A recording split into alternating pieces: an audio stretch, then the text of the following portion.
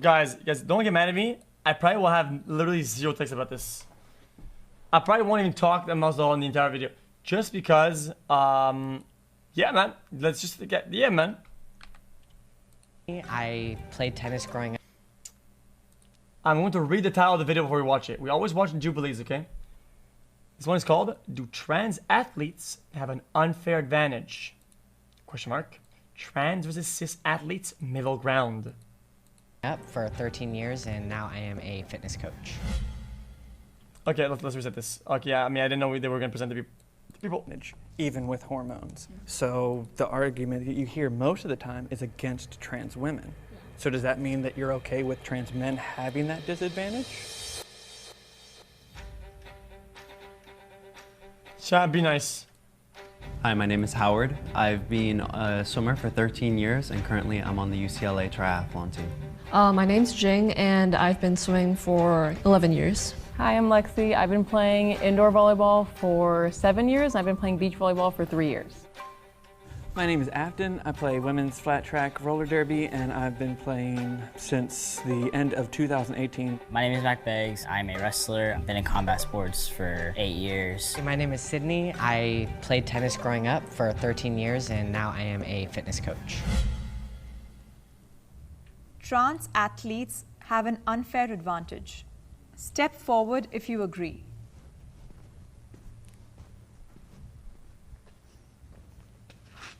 When you first think about like transgender athletes, I guess the first thing you think about is, well, biologically, transition usually happens after puberty, right? So if this biologically male athlete goes through puberty, he gets like better bone structure, he has all these skills that he enhances, all these muscle that he puts on, and then he transitions. Yes, your testosterone levels go down, but you're always just gonna have that like things that you've gone through like during puberty that you have after you've transitioned. So I feel like there's always gonna be that. Isn't there more to that too? Isn't it breathing a fucking lung stuff like lung capacity or whatnot, and some other, there's other stuff, right? I think it's dependent on the gender that they are transitioning to. For example, trans women do have somewhat of an advantage. Biological men are naturally born with higher bone density and larger lung capacity and a larger heart, and that's not something that can necessarily be changed with hormones. Of course, this isn't the same for trans men athletes. For me, it's just on average, guys are typically a little bit stronger, a little bit larger, a little bit taller. So depending on the sport especially, it can give them a large advantage when you're looking at something like that. When it's something like swimming, having that ability to be a little bit larger lung capacity will overall affect that. Can I have the disagreeer step forward?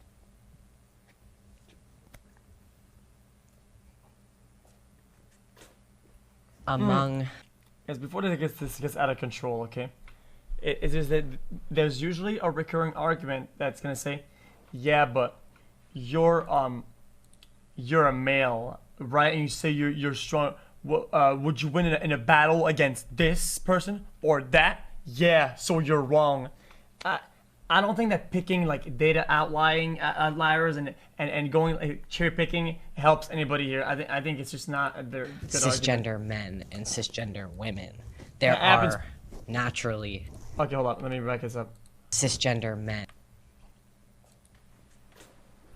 Among cisgender men and cisgender women, there are naturally differences in their anatomy, in their hormonal levels, in their height, bone structure, all that stuff.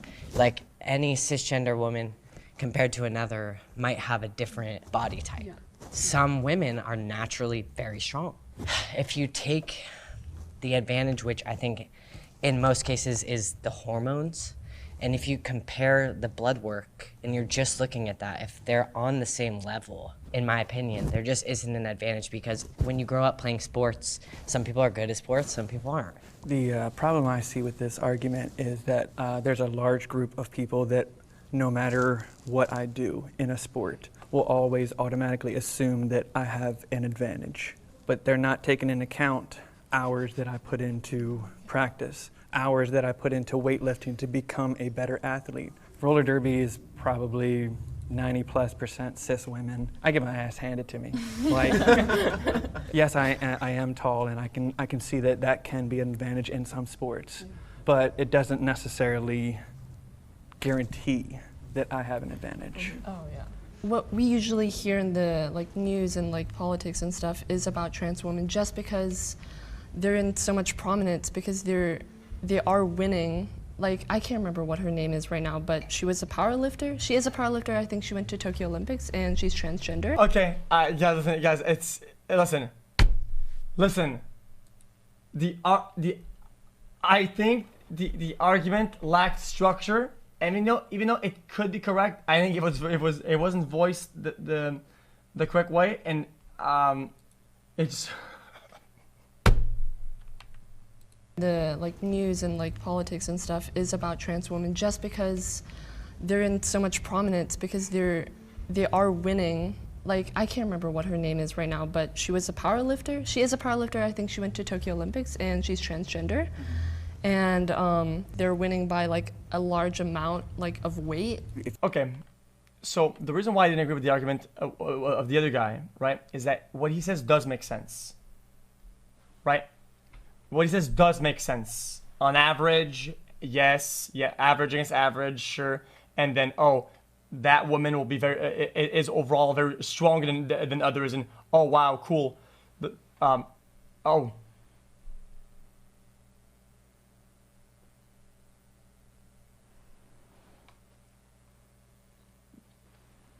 so much prominence. Listen, it wasn't intentional. Okay.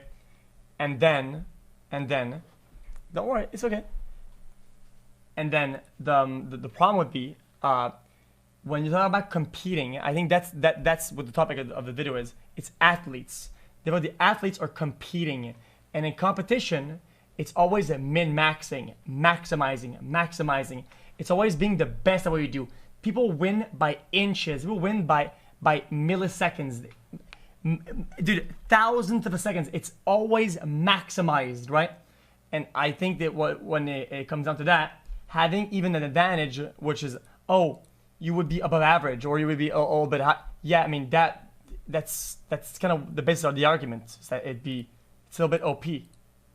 Because they are winning. I can't remember what her name is right now, but she was a power. When it comes down to the very smallest detail, the very smallest thing, the thing that could be the difference between the winning and losing in competition and min-maxing would be that V2 max or lung capacity or bone thing. That small thing will be the difference, and I think that's what the basis of the argument comes from. Not that I agree or disagree. I'm just saying that's what the basis of the argument comes from. Powerlifter. She is a powerlifter. I think she went to Tokyo Olympics, and she's transgender. And they're winning by a large amount of weight. If you truly believe that trans women have an advantage, even with hormones, then that means you truly believe that trans men have a disadvantage, even with hormones. So the argument that you hear most of the time is against trans women. Yeah. So does that mean that you're okay with trans men having that disadvantage? When I was going through high school, I wrestled against females. I had to suppress both my hormones in my body, and I was still able to beat the men too, with my levels low. And I cut 15 pounds a week. That was crazy. Yeah, but that's what I'm saying. The body is a shell, and what we do every single day in the practices and the life lessons that we get, living 40 years on this earth. We just try to live life the best we can. Yeah. Trans athletes should have a separate category in certain sports.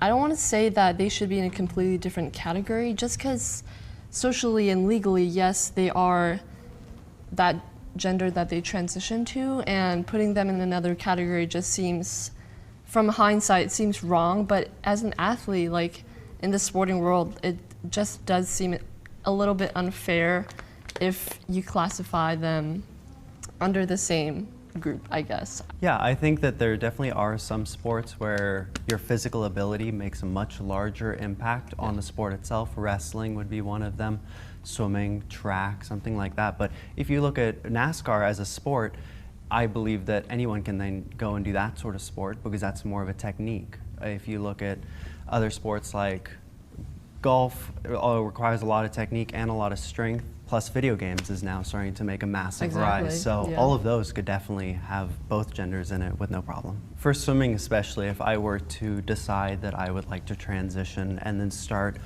That says that. What about with the blind transphobia? I don't think there's any transphobia here, dude. I think everybody's chilling. Relax, man. These are opinions. Sometimes people have opinions that are bad or not bad based on ignorance or lack of education or whatever. And I think they're there to have a sit down, have a talk, and debunk, ask questions, and get answers. And I think you should reward people that are putting themselves out there to learn more and be better instead of shutting them down because you're upset. Chill out. All of the hormone therapy for a year or so, then obviously I would probably lose some muscle mass and I would slow down in my swimming, but I don't know if that slowdown would necessarily be enough to make it fair for the cis females that I'd be competing up against. The danger of it is that you're possibly outing somebody. In America alone, there's several places that it's still extremely dangerous to be an open transgender person. To say that possibly outing somebody. In America alone, there's several places that it's still extremely dangerous to be an open transgender person. To say that you can't perform unless you're in this group, there's just a lot of safety reasons for that individual that it's not good. Second thing, where does the line draw? You're saying swimming, and you had mentioned earlier that like height was an advantage. Did I go through puberty as a male? Yes. But in order to say that I have an advantage because I was born with testosterone is the equivalent of saying that, oh, I went to this gym one time and I lifted and I had a protein shake, so I should never have to take a protein shake again because it's in my body. And the medicine I'm taking stops that testosterone. I don't have that anymore. Like my entire body, my entire mind, my entire way of Okay, this argument can be debunked in every possible scientific measure ever.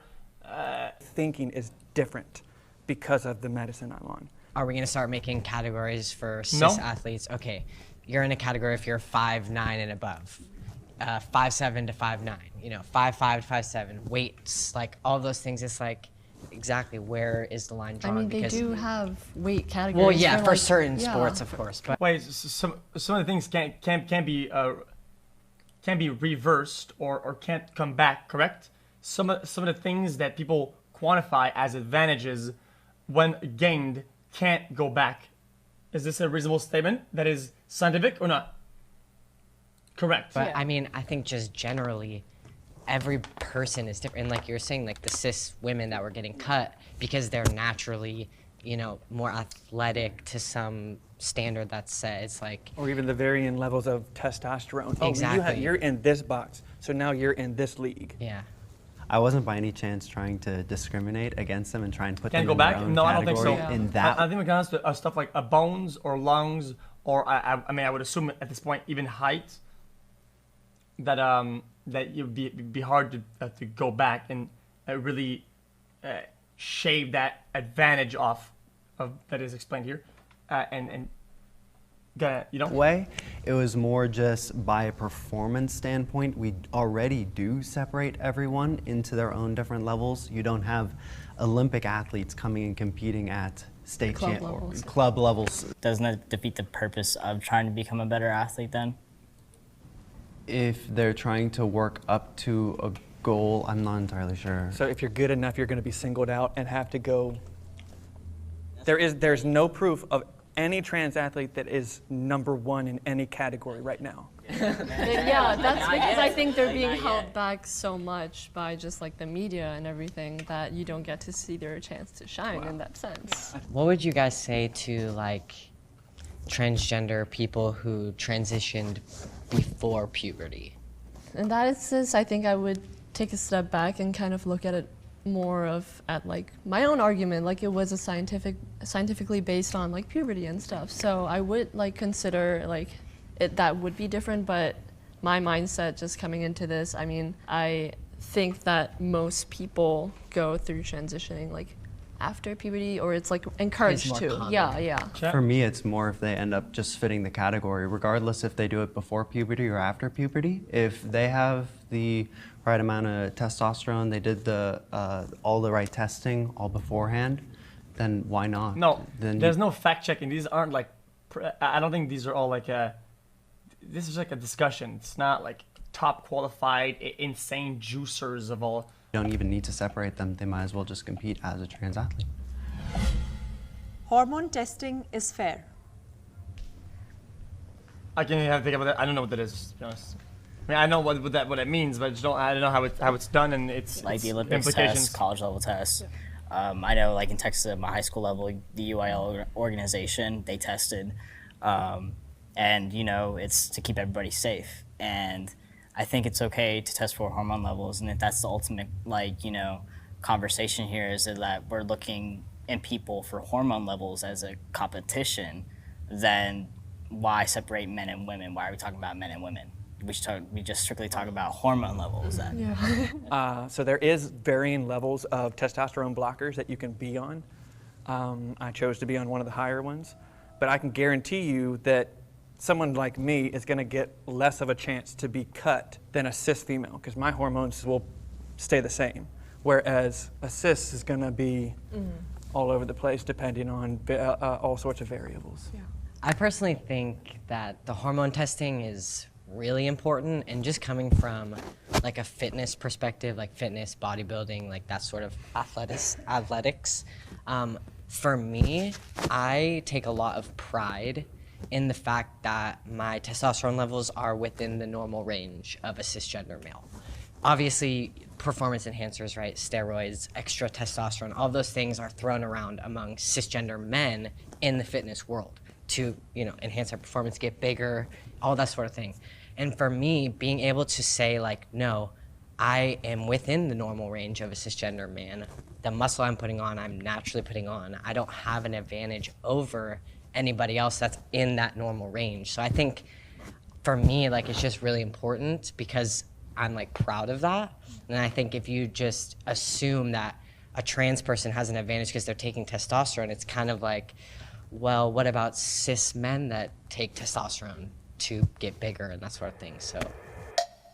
Hey. How you doing, man? Testing for hormones is fine. The issue is what you're gonna do with that, because as I said earlier, it's really hard to put someone in a box because there's always averages here and there for male and female, but especially when you start making your way up in the competition pool, those norms go out the window, and it then gets even more difficult to write legislation on what a male can compete in and what a female can compete in for if their hormone levels are outside of this said box.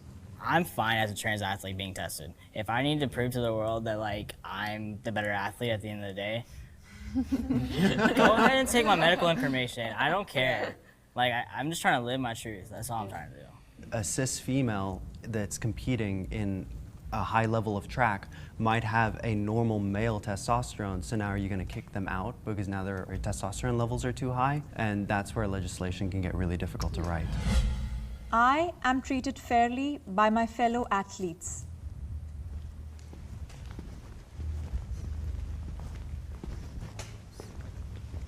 I joined roller derby only like 4 months after I decided to transition and get onto hormones. Everyone from the beginning was very accepting. Roller derby is almost too accepting from my experience, because I forgot how bad the real world can be sometimes. Not everyone is going to be, but my personal experience has been... It's Chad who told me this word last time I asked, derby. Who said it's when the cars are smashing into each other? So it's like that, but on the rollerblades? Very positive. Growing up, in my club, I trained with my brother, and we were like kind of in the distance group. So it was mostly guys there, and they never really saw me as like she's a girl, you know. They just saw me as like another competitor, and it was always just fun, like racing, and like it just made me grew up, love being in the sporting world and being competitive with everyone, so yeah. I definitely get a lot of hate like online, but I've never personally gotten any like issues. Like everyone that's in the gym is just trying to get better for the most part. Obviously that kind of communal idea is really like helpful as far as me not getting so much hate. Lonely times. When in high school, when I came out like prominently, everybody knew that I was trans, and there was a coach that exploited me in a lawsuit to try to ban me in high school. Yeah. I'm so sorry. Wow. I was on hormone blockers, and it was suppressing my estrogen and testosterone. And even though everybody knew who I was, when it came to like after junior high, when he did that, it was so aggressive. Parents would scream from the stands that they wanted to hurt me. As being a trans man and just in my life in general, my family doesn't come from much, and we work very hard. And I'm like the first generation to try to become something. So, I mean, the haters. Yeah, I will. For you, man. Yeah. Okay. Sports should be gender neutral. Your body's a vessel. It shouldn't matter whether you're male or female, because I feel like sports in general is growing. Especially there's this like little girl in wrestling. She wrestled in the junior division and in wrestling and nationals in the 106-pound division, and she kicked all the guys' asses. Yeah. I was like, go for you. So I feel like as the sport's growing, as we're evolving as a society, and That's a we're little being bit. very That's a little bit the argument I said earlier. that it should get to the point if we're talking about gender neutral bathrooms, why can't we talk about gender neutral sports? I actually rode and showed equestrian for 10 years, and I was like one of two men at the time. And then there are other roller derby leagues that are co-ed, and they work fine. Like women are going up against men, and they're bashing each other, and they're like going at it. There's a lot of things, and I feel like sports are one of these things where it's like it has to be this or it has to be that. The same as gender. It has to be this or I don't think you can compare roller derby to some of the other sports for a lot of reasons. it has to be that, and it's not. For me, the issue that I would start seeing with this is when we start looking at scholarships. And for college, Guys, it's not. This isn't a hit anything. You're asking a question, okay? Let's say take a thing like swimming. So one of the races or whatever. You take one of the results for men and women. What does it look like? Is it like really close in timings or whatever? Or is it like equal, or is it like one is like rolling? Is it like, okay. Jesus Christ, man.